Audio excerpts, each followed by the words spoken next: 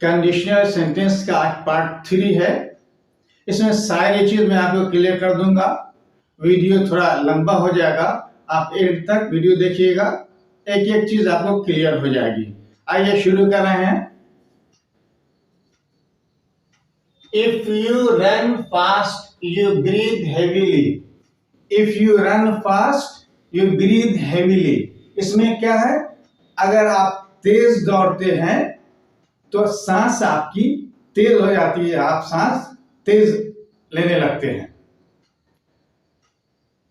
अब इसमें क्या है, एक बारीक चीज है कि आप तेज दौड़ते हैं तो सांस आपकी तेज चलती है, इस पे आपका कंट्रोल नहीं है, सांस को आप धीमा नहीं कर सकते हैं।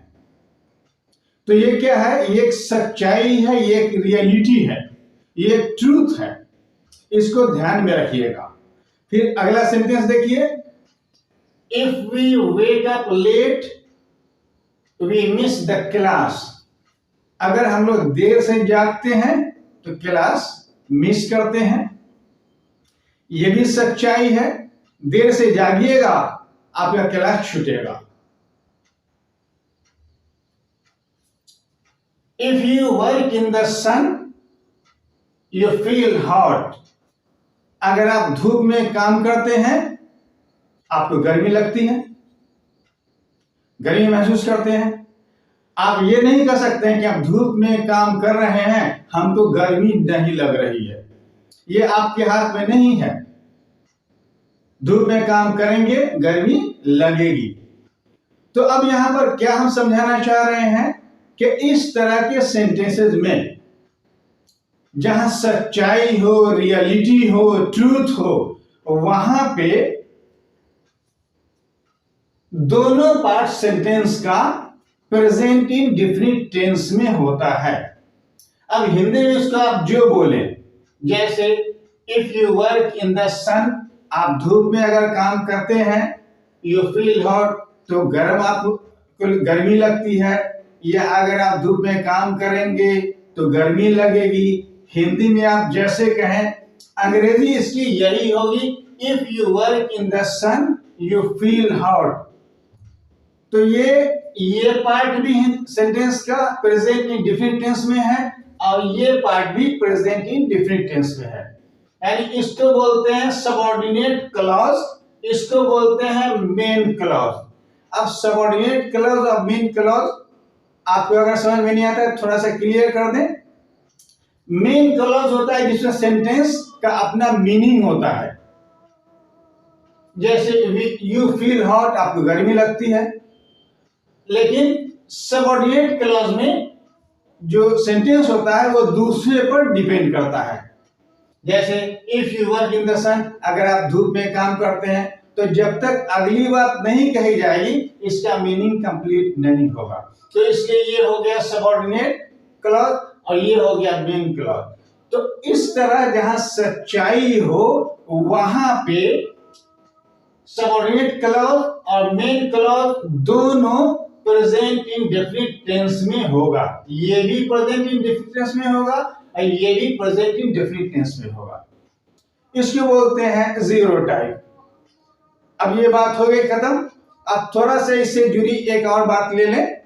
हाँ, you feel hot if you work in the sun, इस सेंटेंस को उलट भी सकते हैं। जैसे if you work in the sun you feel hot, इसको पहले रख सकते हैं you feel hot if you work in the sun. लेकिन जब उल्टेंगे सेंटेंस को तो कॉमा नहीं आएगा, इफ जब बीच में आएगा तो कॉमा हटा देंगे। अब थोड़ा इसको क्लियर करने के लिए एक और स्ट्रक्चर है कंडीशनल सेंटेंस का, वो है if he sings I will dance. ध्यान दीजिएगा, इफ ही सिंग्स, अगर वो नाचेगा तो मैं गाऊंगा, या अगर वो नाचता है तो मैं गाऊंगा। इसको हिंदी में जैसे भी कही, नाचता है तो गाऊंगा, नाचेगा तो गाऊंगा। अंग्रेजी में इसको इसी तरह कहेंगे, if he sings I will dance. If की जगह व्हेन भी लगा सकते हैं, इसमें भी when he comes I will go, जब वो आएगा तो मैं जाऊंगा, या जब वो आता है तो मैं जाऊंगा। If they help us we will help them, अगर वो लोग हमारी मदद करेंगे, we will help them, तो हम उनकी मदद करेंगे, या अगर वो लोग हमारी मदद करते हैं तो हम उनकी मदद करेंगे। अब यहां पर will देखिए, इसमें will नहीं आया, ये भी इफ वाला सेंटेंस है, ये भी इफ वाला सेंटेंस है, लेकिन यहां पे will आ रहा है। तो दोनों में फर्क क्या है? फर्क समझ लीजिए, हमेशा के लिए कंफ्यूजन दूर हो जाएगा। यहां पर सच्चाई है, इफ यू रन फास्ट, अगर आप तेज दौड़ते हैं, यू ब्रीथ हेवीली, तो आपकी सांस तेज चलती है। इसको आप कंट्रोल नहीं कर सकते हैं सांस को।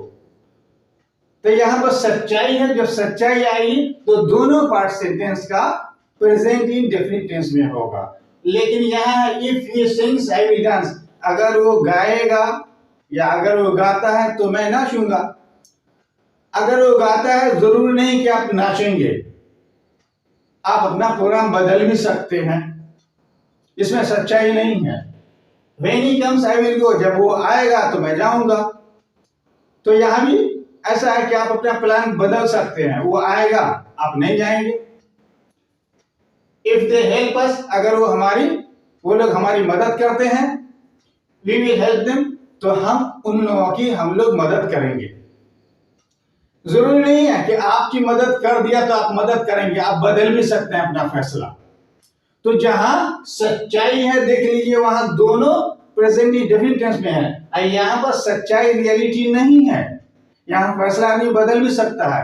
तो ऐसी जगह पे हम सेंटेंस का जो ये है सबऑर्डिनेट क्लॉज, ये होगा प्रेजेंट इंडेफिनिट टेंस में, प्रेजेंट इंडेफिनिट टेंस में।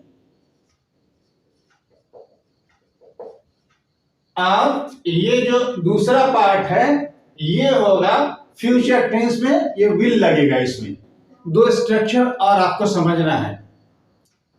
इसमें कुड और वुड का इस्तेमाल है, इसको समझ लेंगे आप तो और क्लियर हो जाएगा कि कुड और वुड कहां कैसे लगता है।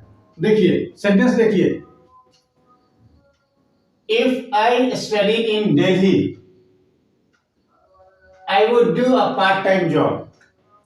इसमें एक चीज क्लियर कर लीजिए कि यहां पास्ट है, ठीक है, तो यहां भी पास्ट है। If I studied in Delhi तो यहां पे विल नहीं होगा, वुड होगा। I would do a part time job, मैं पार्ट टाइम जॉब करता। यदि मैं दिल्ली में पढ़ता तो पार्ट टाइम काम करता। If he were strong, he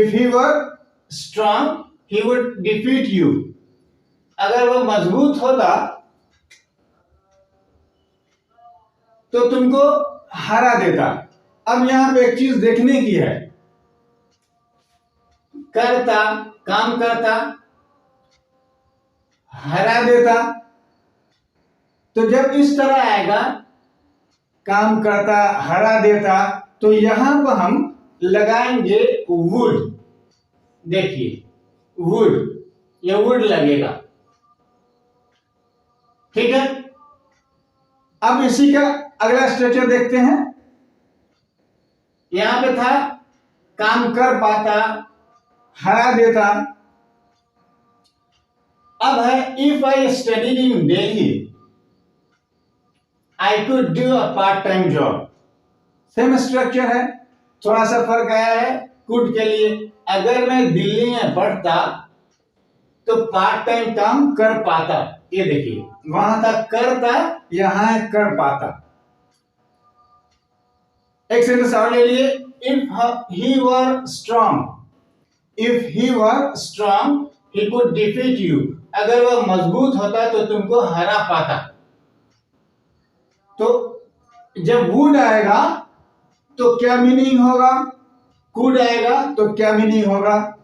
अब आप समझ गए, मैं इस काम को कर पाता, तो यहां पे हरा पाता, कुड का इस्तेमाल हुआ है। यहां भी और इधर पास्ट है तो इधर भी पास्ट आया है, ध्यान रखना है। यहाँ पास्ट है तो यहाँ भी पास्ट ही आएगा, कोई प्रेजेंट विल शैल नहीं आएगा या कैन नहीं आएगा। तो अब ये चीज आपको क्लियर हो गई होगी कि इस तरह के कंडीशन सेंटेंस में कहां पे कुड आएगा और कहां पे वुड आएगा। अब एक बार चेक कर लेते हैं कि आपने वीडियो देखने के बाद कितना समझा। आइए थोड़ा सा क्वेश्चन है, चेक करके देख लीजिए। If you eat well your health improves. If she sings, if she will sing, I will dance. अब यहां पर sings होगा या will sing होगा, तो if she दोबारा will नहीं आएगा। If he was rich, if he was rich, क्या होगा? तो were आएगा। He would help you. If I went to Delhi, I will, I would. ये past है तो यहां भी past होगा would. If I lived in Delhi, I could, will. could होगा या will होगा? past है तो past होगा। If we had played well, we would won the match या we would have won the match। तो would नहीं होगा, would have won the match। If Rani had informed in time या if Rani informed in time, I could have helped her। तो यहां पे had informed। मैं समझता हूं वीडियो में ये बात है आपके समझ में आ गई होगी। अब यही बातचीत के समापन देते हैं। धन्यवाद, थैंक यू।